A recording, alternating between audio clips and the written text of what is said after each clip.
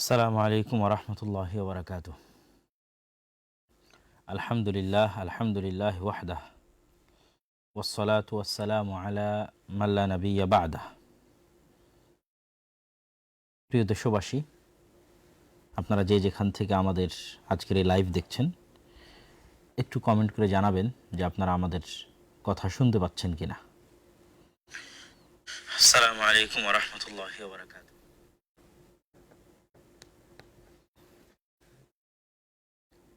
আপনারা সকলে অবগত আছেন যে আমরা আজকে এমন এক সময়ে আপনাদের সাথে লাইভ করছি যে সময়ে সমগ্র দেশের মানুষের মানসিক অবস্থার মধ্যে দিয়ে পলিটিক্যাল ঝড়, রাজনৈতিক যে স্টর্ম ঝড়, সেটি চলমান আছে। আমাদের যারা সমবয়সী আছে 25 থেকে 30 বছরের মধ্যে যাদের বয়স, তারা মোটামুটি স্মরণ যদি করতে পারেন তাহলে 2001 থেকে 2005 বা 6-এর যে শাসনামল বিএমপির, সেটির কথা আপনাদের স্মরণে থাকার কথা। তারপরে 1-11 ফখরুদ্দিন মঈনুদ্দিনের যে শাসনামল প্রায় 2 বছর, সেটিও আপনাদের স্মরণে থাকার কথা।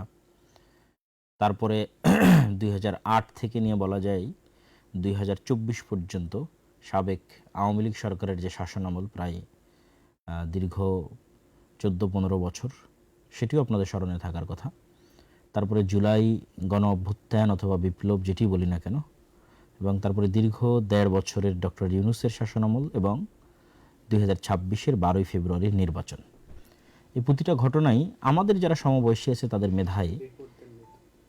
তাদের মেধায় খুবই সিগনিফিক্যান্ট একটা প্রভাব রেখে গেছে বা যাচ্ছে। বিশেষত লাস্ট 2 বছর যে জেনারেশনটা পুরোপুরি আওয়ামী সরকারের শাসনামলে বেড়ে উঠেছে, যাদেরকে আমরা জেনজি বলছি, তাদের মনস্তাত্ত্বিক জগতে তাদেরকে ব্যাপকভাবে রাজনীতি সচেতন করে তুলতে জুলাই আন্দোলন এবং তার পরবর্তীতে ইউনূস সরকারের শাসনামল এবং তার পরবর্তী নির্বাচন, এগুলো প্রত্যেকটা ব্যাপক প্রভাব বিস্তার করেছে। যদিও আমার মতো যদি কেউ ছোট থেকে রাজনীতি সচেতন থেকে থাকেন, তাহলে বৈশ্বিক অবস্থাও তাদের ব্রেনে স্মরণে থাকার কথা। আমাদের বয়স যখন অনেক ছোট, সে 2001, 2, 3, 4-এর কথা বলতেছি, তখন সর্বপ্রথম টুইন টাওয়ার হামলার মাধ্যমে আফগানিস্তানে আমেরিকার যে আক্রমণ, সেটি সংঘটিত হয়। তারপরে আমাদের বয়সে আমরা দেখলাম দীর্ঘ 15-20 বছরের সংগ্রাম শেষে আফগানিস্তানে তালেবান সরকারের পুনরায় ক্ষমতায় আসা। আমাদের জীবদ্দশাতে আমাদের অল্প বয়সে আমরা দেখেছি যে ইরাকের প্রেসিডেন্ট সাদ্দাম হোসেনের উপর যে আক্রমণ আমেরিকার, সেটি আমরা দেখেছি। তারপরে সাদ্দাম হোসেনের গ্রেফতার এবং ফাঁসি কুরবানির ঈদের দিন, সেটিও আমাদের সমবয়সী যারা আছে তাদের সকলের, যারা মোটামুটি বৈশ্বিক খবর রাখতেন, তাদের ব্রেনে এই জিনিসগুলো প্রভাব বিস্তার করে রাখার কথা। পাশাপাশি সিরিয়ার যে গৃহযুদ্ধ এবং সেই গৃহযুদ্ধের পরে আহমাদ আশারার তার যে ক্ষমতায় আরোহণ, এই আশেপাশের বৈশ্বিক অবস্থাগুলোর সাথে আমাদের বাংলাদেশের অবস্থা, সব মিলিয়ে আমাদের জেনারেশন, আমাদের সমবয়সী জেনারেশন আসলে রাজনৈতিকভাবে বিশেষ করে এই মুহূর্তে অনেক সচেতনতার তুঙ্গে অবস্থান করছে। কিন্তু অনেকের মধ্যে আবার হতাশাও বিরাজ করছে, কেননা আমাদের জেনারেশনের আমাদের যে আন্ডারস্ট্যান্ডিং, সেটির সাথে তাদের অনেক কিছুই কমন পড়বে। ফলত তাদের মধ্যে যে হতাশাও বিরাজ করছে, এটা আমি বুঝতে পারি। তো আজকে একটু খোলামেলা আলাপ আলোচনা করব দেশের রাজনীতি বিষয় এবং সব কিছু বিষয়ে। এই ধরনের খোলামেলা আলাপ আলোচনা সাধারণত অতীতে কখনো করা হয়নি। আজকে আমাদের সাথে আব্দুর রহমান বিন আব্দুর রাজ্জাক, তারও থাকার কথা ছিল, বিশেষত সঙ্গত কারণে সে থাকেনি। তো এই খোলামেলা আলাপ এবং আলোচনার শুরুতেই আমি প্রেক্ষাপটটা একটু তুলে ধরলাম। এবার আসেন এই নির্বাচনের প্রেক্ষাপটে। নির্বাচনের প্রেক্ষাপট থেকে আমরা আমাদের মূল কথার দিকে চলে যাব, যে বিএনপির সাথে জোট করেছিল একদল আলেম, আবার জামাতের সাথেও কিন্তু জোট করেছিল একদল আলেম। জামাতের সাথে ছাত্ররা জোট করেছে এনসিপি। কিন্তু দুঃখজনক হলেও সত্য, দেখেন যে বিএনপির সাথে যে সমস্ত আলেম ওলামা জোট করেছিল, তারাও সেভাবে কেউ জয়লাভ করে আসতে পারেনি। এবং জামাতের সাথেও যারা জোট করেছিল, তাদের মধ্যে আলেম হিসেবে সবচেয়ে পরিচিত মুখ ছিল মামুনুল হক সাহেবের, তিনিও সেভাবে জয়লাভ করে আসতে পারেননি। পাশাপাশি আরেকটি বিষয়ে আপনারা অবশ্যই খেয়াল করেছেন যে এই নির্বাচনকে কেন্দ্র করে কে কোন পক্ষের জোটে যাবে, কে কাকে ভোট দিবে, এটি আলেম ওলামাদের মধ্যে যে পরিমাণ কাদা ছোড়াছুড়ি আমার জানা নাই। আমি আলেম ওলামা বলতে এখানে হানাফি আহলে হাদিস পার্থক্য করতেছি না, বরং যারা দেশের মেইন স্ট্রিমে আছে তাদের কথাই বলতেছি, তথা দেওবন্দি হানাফি আলেম ওলামা, তাদের কথাই বলতেছি। তাদের পরস্পরের মধ্যে যে পরিমাণ কাদা ছোড়াছুড়ি হয়েছে, আমি আমার এই ছোট্ট বয়সে এই পরিমাণ কাদা ছোড়াছুড়ি নিকট অতীতে আর দেখিনি। বরং ভালো একটা একতাই দীর্ঘদিন থেকে দেখে এসেছি। শুধু তাই নয়, সবচেয়ে হাস্যকর যে বিষয়টি হয়েছে এবং লজ্জাস্কর হয়েছে আলেম ওলামার জন্য, যে ব্রাহ্মণবাড়ির একটা আসনে 3 জন আলেম ওলামা, একজন বিএনপির প্রতিনিধিত্ব করছেন বিএনপি জোটের, একজন জামাত এনসিপি জোটের, একজন চরমনায়ের ইসলামী আন্দোলন জোটের, 3 আলেম ওলামাকে পরাজিত করে একজন নারী প্রার্থী তিনি বিজয় লাভ করেছেন। তো এটি আলেম ওলামাদের অনৈক্য এবং রাজনীতিতে তাদের যে বিশাল একটা গ্যাপ থেকে গেছে, তারা বাংলাদেশের মাঠের বক্তব্য দার্স তাদরিসের সাথে রাজনীতির মাঠ যে এতটা সহজ বা সোজা নয়, কোনো একটা জায়গায় অবশ্যই কোনো কিন্তু বা কোনো জিজ্ঞাসাবোধক চিহ্ন অবশ্যই আছে, আত্মসমালোচনার জায়গা অবশ্যই আছে। যেখানে শুরুর থেকে সকল ইসলামী দল একত্রিত হয়ে তারা বলল যে অন বক্সে তারা ভোট নেবে, সেখানে শেষ মুহূর্তে এসে সেটিও কিন্তু ভেঙে গেল। আবার দেওবন্দি আলেম ওলামার এক দল শুরুর থেকেই বলে আসতেছিলেন যে জামাত ইসলামকে ভোট দেওয়া হারাম বা তারা কাদিয়ানীদের চেয়েতেও খারাপ।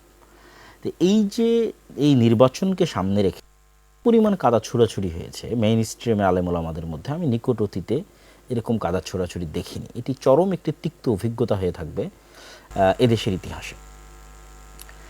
প্রশ্ন হচ্ছে এখানে আসলে আমি সবাইকে সম্বোধন করে বলতে চাই, যারা জামাত ইসলাম করেন তাদেরকে আহ্বান জানাবো যে আপনারা আমার এই ভিডিওটা দেখবেন, ছাত্র শিবিরের ভাইদের আহ্বান জানাবো আপনারা দেখবেন, যারা ইসলামী আন্দোলন চরমনায় করেন তাদেরকেও জানাবো আপনারা দেখবেন, যারা অন্য আর যত ধরনের ইসলামী দল করেন তারাও দেখবেন, পাশাপাশি যারা বিএনপি করছেন তাদেরকেও উদাত্ত আহ্বান জানাবো যে আপনারাও, এবং এনসিপির ভাইরাও আপনারাও আমার এই ভিডিওটা যদি সম্ভব হয় দেখবেন। আমি সকলের কল্যাণকামী হয়ে দেশের একজন নাগরিক হয়ে কোনো প্রকার পক্ষপাত ছাড়াই আমি 2 ধরনের আলোচনাই করব। আজকে এই গণতান্ত্রিক নির্বাচনের যে ফলাফল সেটির উপর সংক্ষিপ্ত কিছু বিশ্লেষণ, এবং যারা গণতন্ত্রের রাজনীতি করতে চান তাদের জন্য কিছু পরামর্শ আমার জায়গা থেকে।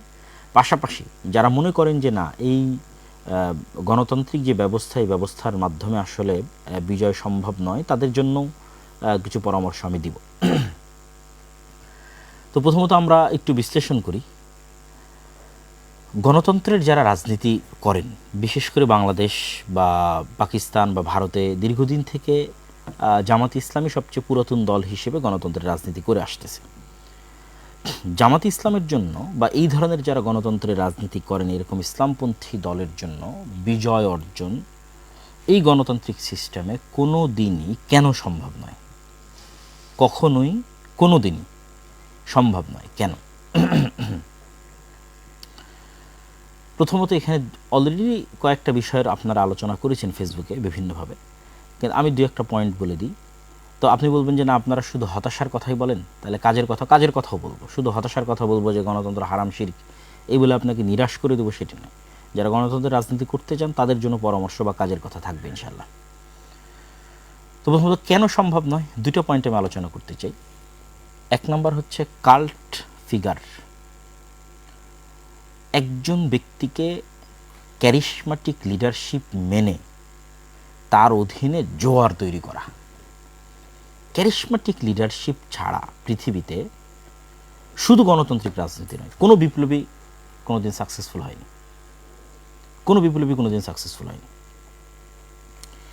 তো ক্যারিশমাটিক লিডারশিপ যার কাল্ট ফিগার, আপনারা যারা ফ্যাসিজমের বিরুদ্ধে বলেন তারা বলেন,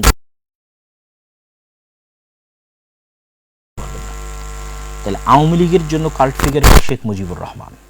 তাকে অবিসংবাদিত নেতা বানিয়ে, তাকে মর্যাদার সর্বোচ্চ পর্যায়ে পৌঁছিয়ে, তার আদর্শে আদর্শিত হওয়ার প্রেরণা জাগরিত করে তার নামে রাজনীতি করা, একটা নির্দিষ্ট কাল্ট ফিগারের তৈরি করে তার অধীনে রাজনীতি করা। যারা বিএনপি রাজনীতি করে তাদের জন্য কাল্ট ফিগার শুধু একটা নয়, 2টা। প্রেসিডেন্ট জিয়াউর রহমান, মরহুম প্রেসিডেন্ট, এবং বেগম খালেদা জিয়া। আমরা আল্লাহ সুবহানাহু ওয়া তাআলার নিকটে দোয়া করি আমাদের অতীতে চলে যাওয়া যারা রাজনীতিবিদ ছিলেন তাদের সকলের কোনো অকল্যাণ থাকলে আল্লাহ সেটি ক্ষমা করুক এবং তাদেরকে জান্নাতবাসী করুক। তাদের বিষয়ে আমরা কল্যাণের ধারণা রাখি। তো তাদের 2টা কাল্ট ফিগার, ফলত এই 2টাকে তাকদিস করার মাধ্যমে তারা তাদের রাজনীতি পরিচালনা করে। এই জায়গায় অন্য ইসলামী দলের তো সমস্যা আছে, জামাত ইসলামের সবচেয়ে বড় সমস্যা হচ্ছে জামাত ইসলামের যে কাঠামো, এই কাঠামোতে কখনোই কাল্ট ফিগার তৈরি হওয়া সম্ভব নয়। কেন? এখানে ক্যাডার ভিত্তিক যোগ্যতার ভিত্তিতে এখানে রাজনীতি হয়। কারো কেউ খুব ভালো এই জন্য তার ছেলে রাজনীতিতে আসবে, এরকম কোনো ব্যবস্থাপনা এখানে নাই। এটা একটা ভালো দিক, কিন্তু কাল্ট ফিগার তৈরি না হলে গণতান্ত্রিক রাজনীতিতে আপনি সাকসেসফুল হতে পারবেন না। যেমন এখন এনসিপির যারা রাজনীতি করতেছে তাদের মধ্যেও কিন্তু একজন লিডার তৈরি হয়ে ওঠেনি যে সেই একজনের অধীনে সারা দেশের মানুষ। আপনি যে কোনো বিপ্লব খানের দিকে দেখেন অথবা ইরানের আয়াতুল্লাহ আল খামেনির দিকে দেখেন, যেখানেই দেখেন সেখানে একজনকে সবচেয়ে মহান এবং বড় করে তুলে ধরা হয় এবং তার পিছনে মানুষ একত্রিত হয়। এই জুলাইয়ের যে যেটিকে আপনারা গণ অভ্যুত্থান বলতেছেন, এটি বিপ্লবে পরিণত না হওয়ার সবচেয়ে বড় আরেকটি কারণ হচ্ছে এই জুলাই একক কোনো নেতা ছিল না। যদি একক নেতা থাকতো এবং একক আদর্শে অভ্যুত্থান না হয়ে বিপ্লবে পরিণত হয়ে যেত, এবং আজকে কিন্তু আপনাকে আবার নির্বাচন দেওয়া লাগতো না। যেমন আহমদ আশ-শারা কি নির্বাচন দিচ্ছে, আর অন্তর্বর্তীকালীন সরকারই 5 বছর 6 বছর দেশ পরিচালনা করতেছে। কেন এখানে একক নেতৃত্বের অধীনে সবাই একত্রিত হয়েছে এবং তার প্রতি আস্থা রেখে, ঠিক আছে, তার অধীনে তার আদর্শে আদর্শিত হয়ে একদল কর্মী বাহিনী তৈরি হয়েছে। তাহলে যারা ইসলামের নামে রাজনীতি করতেছেন তাদের তো কোনো কাল্ট ফিগার নাই, আবার তারা শত মত আর দলে বিভক্ত, কত ফতোয়া তার হিসাব নাই। এর কাছে ও বিভ্রান্ত, ওর কাছে ও ভ্রান্ত, ওর কাছে ও বেদাতি, ওর কাছে ও শিরক। এগুলোর মধ্যে অবশ্যই কিছু সত্যতা কিছু থাকবেই, থাকবে না তা নয়, কিন্তু আমি সরাসরি আজকের আলোচনা কিন্তু আমি সরাসরি আপনাদের যে একজন ইসলামিক স্কলার সেই হিসেবে কিন্তু আলোচনা করতেছি না।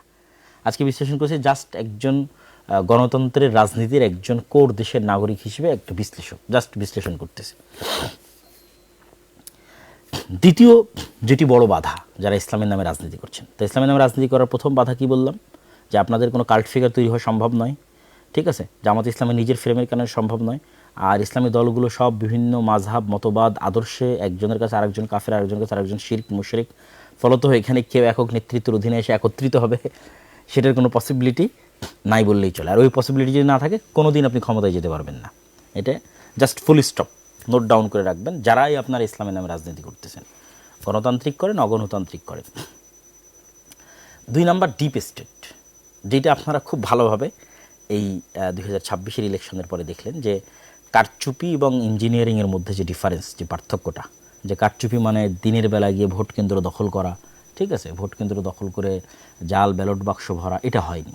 কিন্তু ইঞ্জিনিয়ারিং, ফলাফল ঘোষণা, ইঞ্জিনিয়ারিং। তো ডিপ স্টেট যে শুধু ফলাফল ঘোষণা ইঞ্জিনিয়ারিং করবে বিষয়টি কিন্তু সেরকম নয়। ডিপ স্টেট আরও বহু ক্ষেত্রে তাদের প্রভাব থাকে। ডিপ স্টেট মানে ছায়া রাষ্ট্র। ছায়া রাষ্ট্র যদি আপনি আরও ভালোভাবে বুঝতে চান তাহলে বুঝতে পারবেন যে ডক্টর ইউনূস কেন সাকসেসফুলি কাজ করতে পারেনি, কেন বাংলাদেশের যে ডিপ স্টেট এইটা তাকে সাকসেসফুলি কাজ করতে দেয়নি। প্রতিটা রাষ্ট্রের ডিপ স্টেট থাকে, আমেরিকারও ডিপ স্টেট আছে। তো ওই ডিপ স্টেটের সক্ষতা শুধু জনসমর্থন দিয়ে হয় না। যেটা আমি বহুবার বলেছি যে আপনাদের 16 কোটি মানুষের ভোটের মূল্য প্রথম আলোর কাছে একটা খড়ের টুকরাও নয়। এই কথাটা আপনারা আমার বহু বক্তব্য শুনেছেন। কেন বলেছি এটা? কেন প্রথম আলো হচ্ছে ডিপ স্টেটের পার্ট, ঠিক আছে। তো এই জিনিসটা আপনাকে বুঝতে হবে যে ডিপ স্টেট মানে আপনারা সব 16 কোটি মানুষ ভোট দিয়ে দিলেন আর ডিপ স্টেট পরিবর্তন হয়ে গেল, এটা কিন্তু না। ডিপ স্টেট মানে বহু বাইরের এমবেসি, তাদের সাথে যোগাযোগ, দেশের মধ্যেকার অসংখ্য প্রতিষ্ঠান যেমন আর্মি, সেনাবাহিনী, ঠিক আছে, এস্টাবলিশমেন্টের মধ্যে যারা আছে, বড় বড় ব্যবসায়ী, এর মধ্যে মাফিয়ারাও থাকে, ঠিক আছে। এক কথা স্থায়ীভাবে যারা দেশের স্টেক হোল্ডার, বড় বড় শক্তিশালী প্রতিষ্ঠান, মিডিয়া হতে পারে, তো তাদের যতক্ষণ আপনি আস্থা অর্জন না করতে পারবেন, বহির্বিশ্বের সেনাবাহিনীর, দেশের অভ্যন্তরের শক্তিশালী প্রতিষ্ঠানের, ততক্ষণ 16 কোটি মানুষ ভোট দিলেও আপনি ক্ষমতায় আসতে পারবেন না। এটা গণতন্ত্রের নিয়ম, গণতন্ত্রের একটা সিস্টেম, আপনাকে আসতে দেওয়া হবে না। এই সিস্টেম, এই কাঠামো যতদিন থাকবে ততদিন এটাই ঘটবে। তাহলে আপনাকে আস্থা অর্জন করতে হবে তাদের। তো সেক্ষেত্রে এখন আপনি বলবেন যে ভাই আপনি তো শুধু হতাশ করেন গণতন্ত্রের বিষয়, তাহলে যারা গণতন্ত্রের রাজনীতি করতে চায় তাদের কি কোনো আশার জায়গা নাই? আছে। যারা গণতন্ত্রের রাজনীতি করতে যান তাদের জন্য আজকে আমি নিরেট একদম খালেস অন্তরে একটা পরামর্শ দিই, গণতন্ত্রের রাজনীতি করেন। ইসলামের নামে গণতন্ত্রের রাজনীতি করলে কোনো দিন সাকসেসফুল হতে পারবেন না। ইসলামকে শুধু দাওয়ার জায়গায় রাখেন, শুধু দাওয়াতের জায়গায় রাখেন, এবার রাজনীতি করেন। আপনি বলবেন তাহলে তো আপনি ইসলামকে রাজনীতি থেকে দূরে করে দেন। দূরে করতেছি না, আপনি তো মুসলমান। যারা বিএনপির জয়লাভ করলো তাদের মধ্যে কয়জন হিন্দু আছে? আপনি খুঁজে দেখেন, দেখি কয়জন হিন্দু আছে। জামাতের তো একজন হিন্দু ছিল, তাহলে বিএনপির যতজন বিজয় লাভ করলো তাদের 99% মুসলমান। শুধু কি মুসলমান, আমি এমনকে চিনি যারা 5 ওয়াক্ত সালাত আদায়কারী, 5 ওয়াক্ত সালাত জামাতের সাথে আদায় করে, অন্য মানে গণতন্ত্র বাদে অন্য আর সকল বিষয়ে সর্বোচ্চ বিশুদ্ধ আকীদা লালন করে। ঠিক আছে, এরকম অসংখ্য জনকে আমি চিনি যারা এই নির্বাচনে যারা জয়লাভ করে এসেছে বিএনপি থেকে।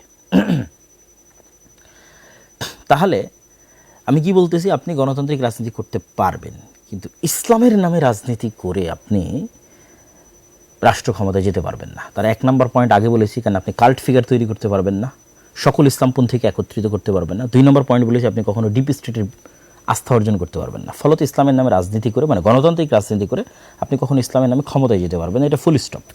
তাহলে আপনি তো মুসলমান, আপনি রাজনীতি করতে পারেন, আপনি জাস্ট ইসলামের আদর্শকে নিজের মধ্যে ধারণ করার চেষ্টা করবেন। এই গণতান্ত্রিক সিস্টেমের মধ্যে থেকে যতটুকু রাষ্ট্রের উপকার করা যায়, যতটুকু ন্যায় এবং ইনসাফ প্রতিষ্ঠা করা যায়, ততটুকু প্রতিষ্ঠা করার জন্য চেষ্টা করবেন, সেই রাজনীতি আপনি করবেন। যেমন অনেকেই আওয়ামী লীগের তুলনায় বিএনপিকে ভালো মনে করতেন, যে তারা হয়তো ইসলাম পন্থাকে ধারণ করে, তথা একজন মুসলিম এর যে আদর্শ সেটিকে ধারণ করে, তারা টুকটাক ধর্মীয় মূল্যবোধকে ধারণ করে তারা রাজনীতি করে।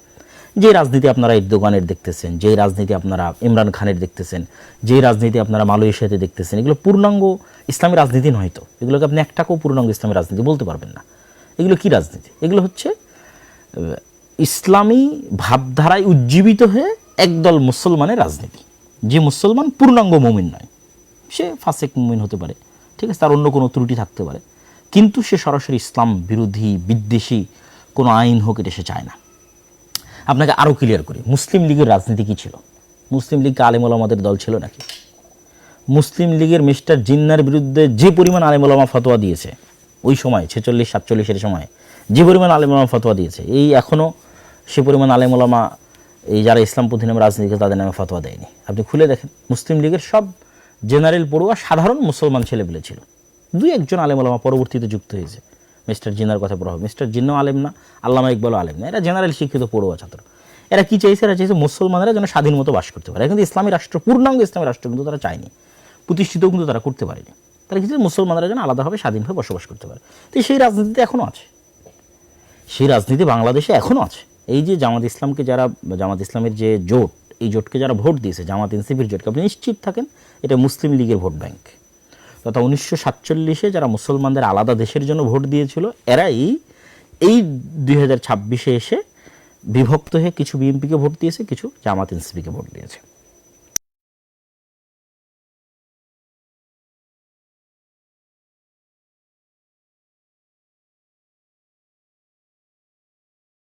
ইসলামের পারবেন না, আপনাকে কিসের রাজনীতি করতে হবে? মুসলমানদের রাজনীতি করতে হবে। যে একজন মুসলমান, সে ইসলামের বিরুদ্ধে বিদ্বেষী কোনো কথাবার্তা বলবে না, সেই সিস্টেমকে, গণতন্ত্রের এই কুফরি সিস্টেমকে মেনে নিয়েই এর মধ্যে টুকটাক ভালো মানুষকে নিয়ে আসার জন্য চেষ্টা করবে, সেই রাজনীতি করবে। তা বলবেন তাহলে এই রাজনীতি কারা করবে? দেখেন, আমি যে তত্ত্বের কথা বলতেছি, এই তত্ত্ব যে সঠিক তত্ত্ব তার প্রমাণ ভারতই আছে। ভারতের আরএসএস, শিবসেনা, বাজরাং দল, ঠিক আছে, এরা কিন্তু নিজেরা যেহেতু কট্টর উগ্র হিন্দুত্ববাদী বিশ্বাসী, ফলত তারা জানে যে কট্টর উগ্র হিন্দুত্ববাদ দিয়ে মানুষের ভোট নিয়ে তারা বিজয় অর্জন করে ক্ষমতা আসতে পারবে না।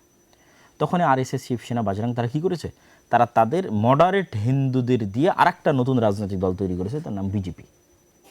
বিজেপি একটা রাজনৈতিক দল, এইটা সরাসরি উগ্র হিন্দুত্ববাদ তার মেইন মতাদর্শের মধ্যে আছে লিখিতভাবে, এরকম নয়, বরং তারা আরএসএস কর্তৃক নিয়ন্ত্রিত হয়। আরএসএস কট্টর উগ্রবাদ, তারা বাজরং দল, শিবসেনা কর্তৃক নিয়ন্ত্রিত, তারা কট্টর উগ্রবাদ। কিন্তু বিজেপি তারা সাধারণ হিন্দু, খুব যে হিন্দু ধর্মকে খুব ভালোভাবে মেনে চলে, খুব আল্লাহ মানে তাদের হিন্দু ধর্মের দিক থেকে খুব হিন্দু ধর্ম মেনে চলে এরকম কিন্তু, সতী সাধু এরকম কিন্তু নয়, ঠিক আছে। তো সেক্ষেত্রে এই যে জামাত ইসলাম সহ আর যারা ইসলামের নামে রাজনীতি করতেছে, সেটা ইসলামী আন্দোলন বাংলাদেশের চরমনাই হোক, সেইটা জমিয়তে কি যেন ওলামা ইসলাম একটা আছে, আরও অনেক ইসলামের নামে যারা রাজনীতি করতেছে বাংলাদেশে, তাদের সকলের উচিত হবে তারা এরকম সাধারণ জেনারেল শিক্ষিত মুসলমান সন্তানদের দিয়ে একটা রাজনৈতিক দল তৈরি করবে। যেই কাজটা বিএনপি তাদেরকে অতীতে করে দিত, তারা যদি মনে করে যে এখন বিএনপি ছাড়াও তাদের এরকম একটা রাজনৈতিক দলের দরকার আছে, তাহলে এরকম একটা তারা সাধারণ মুসলমানদের এরকম একটা রাজনৈতিক দল তৈরি করবে, যেমন এনসিপি হতে পারে সেই রাজনৈতিক দল, যারা সরাসরি ইসলামী রাষ্ট্র প্রতিষ্ঠার রাজনীতি করবে না, কিন্তু এই দেশের মুসলমানদের স্বাভাবিক মুসলমানদের যে অধিকার রক্ষার কথা সেটা বলবে, যেমন ওসমান হাদি করতো, যেমন আমাদের জুলাইয়ের যে ছেলেমেয়েরা তারা করতেছে। এই ধরনের ছেলে মেয়েদেরকে যদি আপনি এগিয়ে দেন, তাহলে এরা হচ্ছে একটা কাল্ট ফিগারও তৈরি করতে পারবে। কেননা যেহেতু সে সরাসরি ইসলামী নয়, ফলত এখানে ফতোয়া ফারাইজ আসবে না, মাসলাক আসবে না, মতবাদ আসবে না, আদর্শ আসবে না, শিরক বেদাত আসবে না, মানে এইগুলো নিয়ে মুসলমানদের ইসলামী দলগুলোর মধ্যে যে গণ্ডগোল সেগুলো আসবে না। তাহলে কাল্ট ফিগার একটা তৈরি করতে পারবে। 2 নম্বর, যেহেতু তারা সরাসরি ইসলামী নয়, মডারেট সাধারণ মুসলমান, সেহেতু তারা ডিপ স্টেটের আস্থা অর্জন করতে পারবে। ডিপ স্টেট যেগুলো নিয়ে অ্যালার্জেটিক, সেগুলোর বিষয়ে তারা টুকটাক ম্যানেজও করতে পারবে। ম্যানেজ করার মাধ্যমে তারা দেখা যাচ্ছে ক্ষমতায় যাবে। এবং আপনারা যে মন্দের ভালোটা চাচ্ছেন, যে মন্দের ভালো নিয়ে আপনারা গত 1 মাস যাবৎ ফেসবুক একদম তোলপাড় করে ফেলেছেন, সেই মন্দের ভালোর একমাত্র সমাধান এইটা। সেক্ষেত্রে যত ইসলামের নামে গণতান্ত্রিক রাজনীতি দল আছে, এদের সবকে তাদের রাজনীতি অফ করে দিয়ে দাওয়াতি কাজ করতে হবে। তারা দাওয়াতি ফিল্ড তৈরি করবে, সন্তান তৈরি করবে, প্রজন্ম তৈরি করবে। আর ওই মুসলমানের সন্তানরা স্বাভাবিক, যতদিন অন্তত গণতান্ত্রিক সিস্টেম আছে ততদিন সেই গণতান্ত্রিক সিস্টেমে তারা রাজনীতি করবে। এটি গেল যারা গণতন্ত্রের মধ্যে দিয়ে ইসলামের রাজনীতি করতে চান তাদের জন্য পরামর্শ। যদি আপনাদের ভালো লাগে আপনারা পরামর্শ গ্রহণ করতে পারেন, আর না হলে আমি যেভাবে ফুল স্টপ দিয়েছি এটা আসলেই ফুল স্টপ। দেখেন, এই নির্বাচনেও জামাত ইসলাম কিন্তু চেষ্টা করেছে তার ইসলামী রাজনীতির খোলস থেকে বের হয়ে আসার। এটা ছাড়া তার কোনো উপায় ছিল না। মন্দিরে গেছে, তারপরে কত রকমের বক্তব্য, মূর্তি পূজার সাথে রোজার তুলনা, মানে একটা সেকুলার দলের মধ্যে যা যা অনুষঙ্গ থাকে তার সব কিছুই কিন্তু জামাত ইসলাম তার নিজের মধ্যে নিয়ে আসার জন্য কী করেছে, চেষ্টা করেছে। তাহলে কেন চেষ্টা করতেছে? সেটা অবশ্যই ডিপ স্টেটের আস্থা অর্জন করার জন্য, অবশ্যই সাধারণ জেনারেলি শিক্ষিত মুসলমানদের আস্থা অর্জন করার জন্য। তাহলে আর ইসলামী দল রাখার কী দরকার? এই কথাটাই আমি বলতেছি, যে এই কাজগুলো যখন আপনি ইসলামের নামে করবেন তখন সেখানে ইসলামও কলুষিত হয়। দেখেন, আমি এবারের নির্বাচনের পূর্বে 2024 যে নির্বাচন এবং 2026 নির্বাচন হলো, এই 2 নির্বাচনে আমি দেশে ছিলাম। ইতিপূর্বে আর কোনো নির্বাচনে দেশে থাকার সুযোগ হয়নি। 2008 যেটা তত্ত্বাবধায়ক সরকার আমলে যে নির্বাচন হয়েছিল তখন দেশে ছিলাম, তখন একটু কম বুঝতাম। তো এবারে এই 2 নির্বাচনে আমি বিভিন্ন নির্বাচনের যে তথ্য কেন্দ্র, বুথ, এগুলোতে আমি ঘোরার চেষ্টা করেছি। বিভিন্ন নির্বাচনী এলাকায় গত 5-10 দিন ঘোরার চেষ্টা করেছি। অসংখ্য যারা এমপি ক্যান্ডিডেট আছে, জামাত ইসলামের, বিএনপির অসংখ্য এমপি ক্যান্ডিডেটদের সাথে সাক্ষাৎ করেছি। আমার অবজারভেশন আপনাকে বলি, ভোট কেন্দ্র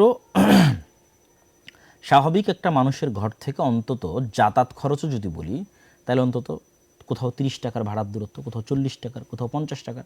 যাদের বাড়ি একদম ভোট কেন্দ্রের পাশে তাদেরটা ভিন্ন, কিন্তু স্বাভাবিকভাবেই ভোট কেন্দ্র থেকে যারা মোটামুটি দূরত্বে আছে তাদের 30, 40, 50 টাকা ভাড়ার দূরত্বে।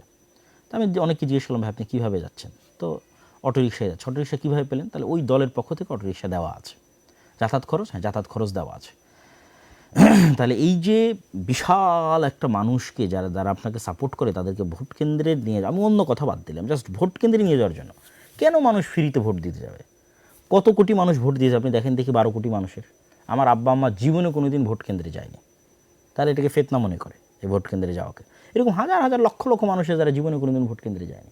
তাহলে মানুষ নিজের খায়ে নিজের খরচ করে কেন ভোট কেন্দ্রে যাবে? কেউ যাবে না। তাহলে এই যে যত মানুষ ভোট কেন্দ্রে গেছে এদের অধিকাংশ মানুষই, অন্তত আমি গ্রামগঞ্জের লেভেলে বলতেছি, শহরে ঢাকা শহরের দিকে আমি ছিলাম না, গ্রামগঞ্জের লেভেলে বলতেছি, তাদেরকে যাতায়াত খরচ দেওয়া হয়েছে, তাদেরকে গাড়ি ভাড়া দেওয়া হয়েছে, তাদের জন্য আলাদা অটো রিজার্ভ করা হয়েছে, সেগুলোতে করে তারা ভোট কেন্দ্রে গেছে।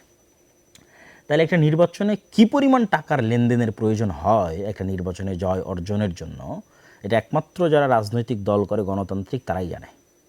আপনি টাকা ছাড়া জনগণকে ভোট কেন্দ্রে নিয়ে যেতে পারবেন না এবং অন্যের তুলনায় বিজয় অর্জন করতে পারবেন না। মানে জাস্ট ভোট গণনা পরে, মানে ইঞ্জিনিয়ারিং থামানোর জন্য, ডিপ স্টেটের আস্থা অর্জনের জন্য পরের কথা বলতেছে, জাস্ট ভোটার ভোট কেন্দ্রে যাবে, এটা আপনি টাকা ছাড়া করতে পারবেন না। আল্লাহু আলাম এই ভোটে কত হাজার কোটি টাকা খরচ হয়েছে, 2-3 হাজার কোটি টাকার নিচে অবশ্যই নয়। তাহলে আপনি ইসলামের নামে রাজনীতি করে একটা মানুষকে টাকা দিতে পারবেন? পারবেন না। যদি দেন তাহলে তো আপনার ইসলামী যে আদর্শের কথা বলছেন, সত্য ন্যায়, সেটা তো থাকলো না, তাই না? আল্লাহ সুবহানাহু ওয়া তাআলা ভালো জানে, যিনি সৈয়দপুর বিমানবন্দরে আটকা পড়েছিলেন তার কাছে সেই অর্থ কী বাবদ ছিল বা কী কারণে ছিল। কিন্তু এটি আলেম ওলামা হোক বা যারা ইসলামের নামে রাজনীতি করুক তাদের জন্য মানুষ হানিকর বা সম্মান হানিকর হয়েছে কিনা? অবশ্যই হয়েছে। তাহলে আপনি নিশ্চিত থাকেন গণতন্ত্রের এই সিস্টেমে আপনি যদি ইসলামের নামে রাজনীতি করতে চান আপনাকে মুনাফিক হয়ে যেতে হবে। এই যে খতিবে বাঙ্গাল জুনায়েদ আল হাবিব সাহেব, আমি কারো নাম নিয়ে বলি না, আজকে তার নাম নিয়ে বললাম, তিনি কী পরিমাণ তার আত্মমর্যাদাকে ভুলুণ্ঠিত করেছেন বিভিন্ন কথা এবং বিভিন্ন বক্তব্যে, সেটা আপনারা খুব ভালোভাবে জানেন। তাহলে এই পরিমাণ আত্মমর্যাদাকে ভুলুণ্ঠিত না করলে, এই পরিমাণ মানে যে কথা, যেটা আমি আমার পুরো কথায় তুলে ধরতে চাচ্ছি আর কি, যে এক কথায় আপনি গণতান্ত্রিক সিস্টেমের সাথে রাজনীতি করতে গেলে আপনাকে মুনাফিকির পথ অবলম্বন করতে হবে, আপনি জিততে পারবেন না। তাহলে কেন ইসলামের নামে এই কাজটা করবেন? এবং ইসলামের নামে যদি কাজটা করেন তবুও জিততে পারবেন না। কেন বলেছি? ওই আগের দুটো পয়েন্ট, কাল্ট ফিগার তৈরি করতে পারবেন না, ডিপ স্টেট আস্থা অর্জন করতে পারবেন না। তাহলে কী করতে হবে? ইসলামকে আপনি দাওয়াতের জায়গায় রাখেন, আর সাধারণ মুসলমানের সন্তানদের দিয়ে দেন, যারা জেনারেল শিক্ষিত স্বাভাবিক, তাদেরকে দিয়ে দেন এই রাজনীতির ময়দানে, তারা রাজনীতি করুক, তাদেরকে আপনারা পিছন থেকে সাপোর্ট দিতে পারেন। আরও একটা কথা বলি, ইসলামের নামে রাজনীতি করার আর একটা ক্ষতির দিক আপনাকে বলি। আপনারা আমার সাথে যে কোনোভাবে দ্বিমত করতে পারেন, আমি জাস্ট ওপেন খোলামেলা মনের কথা আপনাদের সাথে তুলে ধরতেছি। ইসলামের নামে গণতান্ত্রিক রাজনীতি করার একটা ক্ষতিকর দিক হচ্ছে মুসলমানদের কাছে ইসলামকে শত্রু বানানো হয়। গত 17 বছর যেমন আওয়ামী লীগ সরকার যে কোনো দাড়ি টুপি দেখলে মনে করতো যে মনে হয় আমার শত্রু, যে হয়তো রাজাকার অথবা জামাত অথবা শিবির, ঠিক আছে। এখন বিএনপি সরকারও যে ক্ষমতায় আসতেছে, সেও মনে করবে যে কোনো দাড়ি টুপিকে দেখলে তার অন্তরে কাজ করবে যে এ মনে হয় জামাত, এ মনে হয়, যেমন উনি তো বলেইছেন যে গুপ্ত, ঠিক আছে, এটা তার অন্তরে কাজ করবে। অথচ সে কিন্তু মুসলমান, তথা পুরো বিএনপিতে যারা আছে তারা সবাই মুসলমান। তাহলে বিএনপির এই সমস্ত মুসলমান নেতাদেরকে আমরা ইসলামের শত্রু বানিয়ে দিলাম। আমরা যদি ইসলামের নামে রাজনীতি না করে স্বাভাবিক রাজনীতি করতাম, তাহলে কিন্তু শুধু মুসলমানদের রাজনীতি করতাম, তাহলে কিন্তু ইসলামকে শত্রু বানানো হতো না। যে কোনো দাড়ি টুপিওয়ালা মানুষকে দেখলে কিন্তু তারা শত্রু মনে করতো না। আমরা যদি দাওয়াতের মাঠে থাকতাম এবং সাপোর্ট দিতাম, এরকম কোনো একটা দল তৈরি করে দিতাম, যেমন আমি উদাহরণ দিয়েছি বিজেপি এবং আরএসএসের, যেমন আমি উদাহরণ দিয়েছি যে এখনকার ইসলামী রাজনৈতিক দলগুলো পারে এনসিপিকে সামনের দিকে এগিয়ে দিতে, যে বাবা তোমরাই রাজনীতি করো, আমরা দাওয়াত দিয়ে ফিল্ড তৈরি করে দেবো, তোমাদেরকে সকল প্রকার সাপোর্ট দেবো, রাজনীতি তোমরা করো। এনসিপির ছেলেদের কথা বলতে পারেন আপনারা। তো এইগুলো আপনাদের জন্য পরামর্শ। ইসলামের নামে রাজনীতি করতে গিয়ে আমরা মুসলমানদের কাছেই ইসলামকে শত্রু বানিয়ে ফেলতেছি, এটার একটা দীর্ঘমেয়াদী ক্ষতিকর প্রভাব আছে। তাহলে আমি যারা গণতন্ত্রের রাজনীতি করে তাদেরকে আমি হতাশও করছি না, কিন্তু তাদেরকে সমাধানও দিচ্ছি। এবার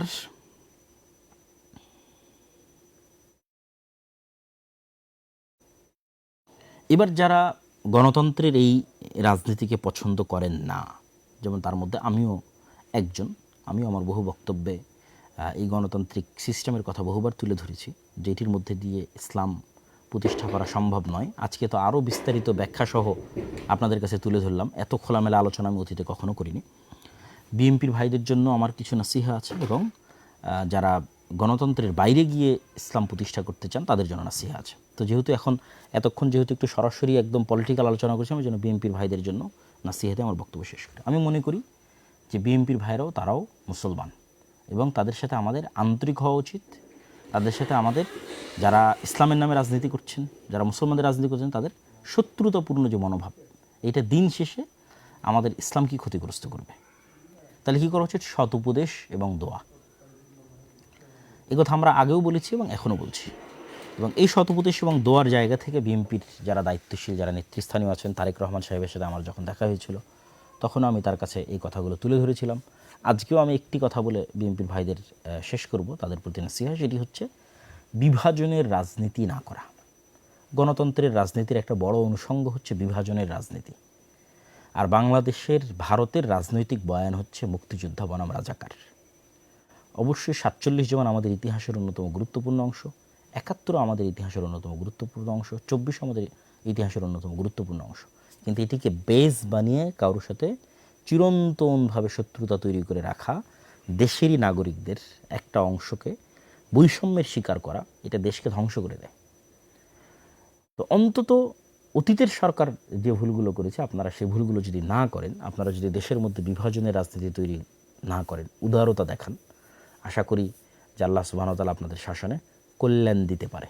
জুলম না হলে, বিভাজনের রাজনীতি তৈরি না হলে আল্লাহ সুবহানাহু ওয়া তাআলা এটির মধ্যে বরকত দিতে পারে। তো এই ছোট্ট আপনাদের জন্য পরামর্শ যে যারা আপনারা বিজয়ী হয়েছেন, তারা অবশ্যই পরাজিতদের প্রতি ইনসাফ করবেন। যেটা ওসমান হাদিও বলতো যে আমি আমার শত্রুর সাথেও ইনসাফ করতে চাই। তাহলেই দেখবেন একটি উন্নত মানের চমৎকার একটি ইনসাফের বাংলাদেশ আমরা তৈরি করতে পারছি। এই আশা আমরা আপনাদের কাছে রাখি, এবং আমাদের এই কল্যাণকামিতাও থাকবে। আলহামদুলিল্লাহ, আমরা ব্যক্তিগতভাবে আমরা কখনো না কোনো রাজনৈতিক দলের পক্ষে অবস্থান নিয়েছি, না কোনো রাজনৈতিক দলের বিপক্ষে অবস্থান নিয়েছি। আমরা সবসময় যেটা কোরআন এবং হাদিসের আলোকে সত্য এবং সঠিক মনে হয়েছে আমাদের কাছে, সেটি নাসিহা হিসেবে, তত্ত্ব হিসেবে, উপদেশ হিসেবে দেশ ও জাতির কাছে তুলে ধরেছি। এবং আমরা আমাদের জায়গায় কোরআন এবং হাদিস অনুযায়ী যেটি খেদমত করার প্রয়োজন মনে করেছি, আল্লাহ সুবহানাহু ওয়া তাআলার সন্তুষ্টির জন্য সেই খেদমত করছি এবং করে যাচ্ছি। এবার সর্বশেষ পয়েন্ট, যারা গণতন্ত্রের বাইরে গিয়ে ইসলামের বিজয় দেখতে চান, আপনাদের কাজ কি? আপনাদের সবচেয়ে বড় কাজ, এটা আমি আমার বহু বক্তব্যে বলেছি এবং আজকেও বলছি, আমার এই কথা কখনো চেঞ্জ হবে না, যে ইমান বিল গায়েবে ইয়াকিন, পরকালে চরম লেভেলের আস্থা এবং বিশ্বাস, ন্যায়পরায়ণতার চর্চা ছোটোবেলা থেকেই, একদম ঘর থেকেই, সমাজ এবং পরিবার থেকেই ন্যায়পরায়ণতার চর্চা তৈরি করা এবং শুরু করা। এবং 3 নাম্বার, শক্তিশালী প্রতিষ্ঠান। যেমন এই যে নির্বাচনের সময় দেখলেন যে যারা জামাত এনসিপি জোটে ছিল, তাদের কি হাহাকার, যে তাদের কোনো পত্রিকা নাই, তাদের কোনো নিউজ চ্যানেল নাই, তাদের কোনো নিউজ পেপার নাই, ঠিক আছে, জাস্ট ফেসবুকে কয়েকটা হাতে গোনা পেজ। তাহলে শক্তিশালী প্রতিষ্ঠানের কিন্তু অভাব আছে। তো ওসমান হাদি বলতো যে জীবন দেওয়া অনেক সহজ, কিন্তু বাস্তবে কোনো কিছু করা এটা কঠিন। আমাদের করার লোক লাগবে, জ্ঞান অর্জনের লোক লাগবে, প্রজন্ম তৈরি করার লোক লাগবে। আর যারা গণতন্ত্রের বাইরে গিয়ে ইসলাম প্রতিষ্ঠা করতে চান, তাদের জন্য আমার কথা হচ্ছে, কোনো কিছুর পরিপূর্ণ ধ্বংস ছাড়া কোনো কিছুর পরিপূর্ণ উত্থান হয় না। আমি বিল্ডিংটা রেখে দিয়ে এখানে আর একটা নতুন বিল্ডিং, যেটা এর সাথে যায় না, নতুন ভিন্ন ডিজাইন কেমনে বানাবো বলেন? আমি এই বিল্ডিংয়ের ডিজাইন রেখে এখানে প্লাস্টার করতে পারি। এখানে যদি সম্পূর্ণ ভিন্ন ডিজাইনের একটা বিল্ডিং বানাতে চাই, তাহলে আগের ডিজাইনটা ভেঙে ফেলতে হবে, কিছু করার নাই। তাহলে গণতন্ত্রের পূর্ণাঙ্গ পতন ছাড়া, আপনারা যারা পূর্ণাঙ্গ ইসলাম চান, আপনাদের এটা সম্ভব নয়।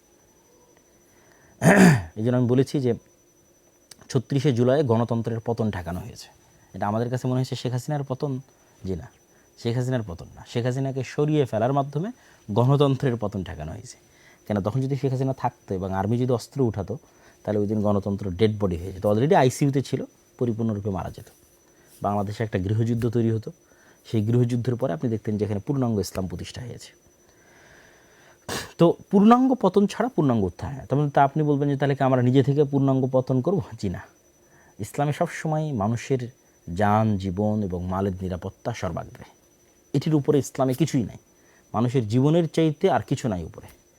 তাহলে মানুষের যান, জীবন এবং মালের নিরাপত্তার জন্য আপনাকে আপনার যে কাজটা, আপনার জায়গার যে কাজটা, সেটা করে যেতে হবে। আপনার জায়গার কাজ কি? ইমান বিল গায়বে ইয়াকিন তৈরি করা, পরকালে আস্থা তৈরি করা, ন্যায়পরায়ণতার চর্চা একদম ঘর থেকে শুরু করা, বোনকে সম্পত্তি ঠিকভাবে দিচ্ছেন কিনা, আশেপাশে কেউ অন্যায় করলে প্রতিবাদ করা। আমরা তো প্রতিবাদ করি না, আমরা আল আমরু বিল মারুফ ওয়ান নাহি আনিল মুনকার করি না। আল আমরু বিল মারুফ ওয়ান নাহি আনিল মুনকারের চর্চা বাড়ানো, একদম গ্রামগঞ্জ লেভেল থেকে আল আমরু বিল মারুফ ওয়ান নাহি আনিল মুনকারের চর্চা বাড়ানো এবং শক্তিশালী প্রতিষ্ঠান তৈরি করা। আর অপেক্ষায় থাকা যে কবে এই গণতন্ত্রের কাঠামোর পতন ঘটবে। আমি আমার বহু বক্তব্যে বলেছি, যেহেতু গণতন্ত্র পূর্ণাঙ্গ ন্যায় বিচার দিতে পারবে না, সেহেতু গণতন্ত্রের একদিন পতন হবে। এটা আপনাকে পতন করতে হবে না, এটা বাই ডিফল্ট, বাই নেচার পতন হবে। কেননা সে ইনসাফ দিতে পারবে না, তার কাঠামোর মধ্যে নাই যে সে ইনসাফ দেবে। ফলত যেহেতু সে ইনসাফ দিবে না, মাজলুম তো জুলুমের বিরুদ্ধে আওয়াজ উঠাবেই। তখন এইরকম 36শে জুলাই এমনি আবার 15-20 বছর পর আপনি দেখবেন যে আবার হচ্ছে 36শে জুলাই। 30 বছর পর আপনি আবার দেখবেন, যদি হায়াতে বেঁচে থাকেন, যেরকম 36শে জুলাই হচ্ছে। কেন, এই কাঠামো আপনাকে ন্যায় বিচার দিতে পারবে না। এই কাঠামো ন্যায় বিচার না দিতে পারলে জুলুম হবে। জুলুম হলে কী হলে মানুষ জুলুমের বিরুদ্ধে আওয়াজ উঠাবে। জুলুমের বিরুদ্ধে আওয়াজ উঠালে আবার কী হবে? আবার এরকম 36শে জুলাই হবে। কিন্তু এই রকম পরবর্তী 36শে জুলাই যেন আপনার একটা কাল্ট ফিগার থাকে, একক নেতা থাকে, যার অধীনে সবাই কর্মী হিসেবে, যার অধীনে তারা একত্রিত। তাহলে তখন কি হবে? তখন আপনি পূর্ণাঙ্গ বিপ্লব প্রতিষ্ঠা করে ফেলতে পারবেন, আদারওয়াইজ পারবেন না। তাহলে সেক্ষেত্রে আমি কী বললাম, যে গণতন্ত্রের যে পূর্ণাঙ্গ পতন, এটা আল্লাহর পক্ষ থেকেই হবে, এমনিই হবে। কীভাবে হবে? এটা আল্লাহ সুবহানাহু ওয়া তাআলা ভালো জানেন। যেমন ধরেন আমেরিকার যে বিশাল সাম্রাজ্য, আল্লাহ সুবহানাহু ওয়া তাআলা বলেছেন যে আল্লাহ সুবহানাহু ওয়া তাআলা যদি একদল মানুষকে তার একদল মানুষের পতন না করাতেন, ওয়ালাউ দাফাল্লাহু নাসা বা'দাহুম বিবা'দ, তাহলে পৃথিবীতে জুলুমের কারণে মানুষ অস্থির হতো। আজকেও যদি ফেরাউন জীবিত থাকতো, কী হতো বলেন তো? আপনি বলেন যে 5000 বছর হয়ে গেছে, ফেরাউন এখনও জীবিত আছে, তাহলে আজকে আমাদের অবস্থা কী হতো? এটা আল্লাহ করেননি। ফেরাউনকে আল্লাহ ধ্বংস করে দিয়েছেন মানুষকে বাঁচানোর জন্য। তো এইরকম সুপার পাওয়ার আজকে আমেরিকা আছে, তার আগে সুপার পাওয়ার রাশিয়া ছিল, তার আগে আর কেউ ছিল, ইংল্যান্ড সুপার পাওয়ার ছিল, ইংল্যান্ড চলে গেছে, রাশিয়া চলে গেছে, আমেরিকা চলে গেছে, আমেরিকাও যাবে একদিন। তাহলে এরকম সুপার পাওয়ারের পতন হবে। যখন দেখবেন যে আমেরিকার সুপার পাওয়ারের পতন হচ্ছে, কীভাবে হবে? এটা আল্লাহ সুবহানাহু ওয়া তাআলা জানে। কে জানতো রাশিয়া ইউক্রেন যুদ্ধ এত দীর্ঘায়িত হবে? কে জানতো? কেউ জানতো না। এই রাশিয়া ইউক্রেন যুদ্ধ এত দীর্ঘায়িত হওয়ার কারণে যে সিরিয়াতে আহমদ আশ-শারা বিজয়ী হয়েছে। এই রাশিয়া ইউক্রেনের এত যুদ্ধ দীর্ঘায়িত হওয়ার কারণেই তো আফগানিস্তানে তালেবানরা ক্ষমতায় আসতে পেরেছে। যদি এই রাশিয়া ইউক্রেন যুদ্ধ না হতো এরা জীবনেও পারতো না, বুঝলেন? এগুলো আল্লাহর পক্ষ থেকে হয়। তো এরকম কোনো এক ছোট্ট অজুহাতে দেখবেন এই যে অ্যাপস্টেইন ফাইল, যেটা আমি তো বলি যে এটা আমেরিকার অধপতনের শুরু। আল্লাহ বড় বড় পরাজয়গুলো দেন ছোট্ট ছোট্ট জিনিস দিয়ে, অতি ছোট্ট, আপনি বুঝবেন না যে কোন ক্ষুদ্র জিনিস থেকে পরাজয় শুরু। আমেরিকার অধপতন মানেই তো গণতন্ত্রের অধপতন ভাই। আজকে আমেরিকার পতন হবে, কালকে সব জায়গাতে গণতন্ত্র গায়েব হয়ে যাবে, এটাই নিয়ম। যে যে আদর্শের ধারক ও বাহক তার পতনের সাথে সাথে সে আদর্শ গায়েব হয়ে যায়। তাহলে আপনাকে কী করতে হবে? আপনাকে প্রস্তুতি নিতে হবে, ওই দিন আসার অপেক্ষায় থাকতে হবে। আপনার প্রস্তুতি হবে ইমান বিল গায়েব ইয়াকিন, আপনার প্রস্তুতি হবে পরকালে আস্থা, আপনার প্রস্তুতি হবে ন্যায়পরায়ণতার চর্চা। কেন? ন্যায়পরায়ণতার চর্চার মাধ্যমে নেতা তৈরি হয়, আদারওয়াইজ নেতা তৈরি হয় না। ন্যায়পরায়ণতার চর্চা যদি আমি না করি, ধরেন আমি যদি না করি আমিও নেতা না, এটা হলো সিম্পল কথা। যে তার মানে আমি বলতেছি মানে যে আমি নেতা তা না, কিন্তু আমি যদি ন্যায়পরায়ণতার চর্চা না করি আমিও নেতা না। যে ন্যায়পরায়ণতার চর্চা করবে সেই নেতা হবে। বহু ছোট্ট কুড়ে ঘর থেকে এসে নেতা হয়ে যেতে পারে, কোনো গ্যারেন্টি নেই কে কোথায় থেকে এসে কীভাবে নেতা হবে। ন্যায়ের চর্চা করতে গিয়েই নেতা তৈরি হবে, অন্যায়ের প্রতিবাদ করতে গিয়েই নেতা তৈরি হবে। এটি স্বাভাবিক এবং সিম্পল রুলস নেতা তৈরি হওয়ার। তাই ইমান বিল গায়বে ইয়াকিন, পরকালে আস্থা, ন্যায়পরায়ণতার চর্চা, শক্তিশালী প্রতিষ্ঠান। আর অপেক্ষা কবে এই গণতন্ত্রের পূর্ণাঙ্গ পতন হয়। যেদিন গণতন্ত্রের পূর্ণাঙ্গ পতন হবে সেদিন যদি আপনি প্রস্তুত থাকেন, যেমন 36শে জুলাই আপনি প্রস্তুত ছিলেন না, যদি আপনার প্রস্তুত থাকেন পূর্ণাঙ্গ ইসলাম প্রতিষ্ঠা হয়ে যাবে। আর যদি প্রস্তুত না থাকেন তাহলে তো এটার জন্য আপনি নিজেই দায়ী। তাহলে ইমিডিয়েট রেজাল্টের আশা বাদ দিতে হবে, ইমিডিয়েট উত্তেজনা বাদ দিতে হবে, বিশাল দীর্ঘমেয়াদী 30 বছরের প্ল্যান করে প্রস্তুতি নিতে হবে। তো আশা করি আমি নির্বাচন পরবর্তী যে পর্যালোচনা ছিল সেই পর্যালোচনায় আমি সকলের জন্য আজকে নাসিহা দিয়েছি, একদম শতভাগ আমার হৃদয়কে পরিষ্কার করে, কারো প্রতি চুল পরিমাণ পক্ষপাতিত্ব না রেখে। আলহামদুলিল্লাহ, আল্লাহর কসম, কারো প্রতি চুল পরিমাণ পক্ষপাতিত্ব নাই। যারা আমাদের সম্পর্কে জানেন এবং বুঝেন তারাও খুব ভালোভাবে জানেন। তো আমি সম্পূর্ণ শতভাগ ন্যায় এবং ইনসাফের সাথে জামাত ইসলাম, ইসলামী আন্দোলন চরমনায়, যারা ইসলামের নামে গণতন্ত্রের রাজনীতি করে তারা, এনসিপি ছাত্ররা, তারপরে বিএনপি এবং সর্বোপরি যারা গণতন্ত্রের বাইরে গিয়ে ইসলামের বিজয় চান, তাদের সকলের জন্য তাত্ত্বিক বলেন, বাস্তব বলেন, সকল ধরনের পরামর্শ আপনাদের জন্য দিয়েছি। আল্লাহ সুবহানাহু ওয়া তাআলা আমাদের দেশকে শান্তি শৃঙ্খলায় পরিপূর্ণ করে দিক, আমাদের এই জাতিকে আল্লাহ সুবহানাহু ওয়া তাআলা রক্ষা করুক। এই দেশের মানুষ বহু রক্ত দিয়েছে, বহু রক্ত। সেই মোগলদের পূর্বের আমল থেকে এখানে স্বাধীন সুলতানি শাসন আমলের জন্য লড়াই হতো। বাঙালিরা স্বাধীনতা প্রিয় জাতি, তারা বিদ্রোহী জাতি। শাসন করতে পারুক আর না পারুক, নিজেদের শাসন ধরে রাখতে পারুক আর না পারুক, আরেকজনকে উল্টায় ফেলতে খুব পারে। মানে বিদ্রোহী হিসেবে তারা খুব বিখ্যাত। ওই দিল্লির সুলতানরাও তাদের কোনোদিন কন্ট্রোলে রাখতে পারতো না। এই যে 12 ভূঁইয়া, এরা কিন্তু বিদ্রোহী, ঠিক আছে? মোগলের বিরুদ্ধে এরা যুদ্ধ করেছে। তো বাঙালিদের একটা ভালো গুণ আছে, আল্লাহ সুবহানাহু ওয়া তাআলা আশা করি যে বাংলাদেশ এবং বাংলাদেশের এই মাটি যেখানে হাজার হাজার শহীদের রক্ত আছে, এটিকে আল্লাহ সুবহানাহু ওয়া তাআলা কখনোই মুশরিকদের পদানত করবেন না, অধীনস্থ করবেন না। এটি আল্লাহর কাছে চাওয়া এবং দোয়া। আমাদের পরবর্তী প্রজন্ম যেন মুশরিকদের গোলাম না হয়, এটি আল্লাহ সুবহানাহু ওয়া তাআলার কাছে কামনা। সেই ব্যবস্থা যেন আল্লাহ সুবহানাহু ওয়া তাআলা করে দেন, সেই ব্যবস্থা করার তৌফিক যেন আল্লাহ সুবহানাহু ওয়া তাআলা আমাদের দান করেন। আল্লাহুম্মা আমিন। ওয়া আখিরু দাওয়ানা আনিল হামদুলিল্লাহি রাব্বিল আলামিন। আসসালামু আলাইকুম ওয়া রাহমাতুল্লাহি ওয়া বারাকাতুহু।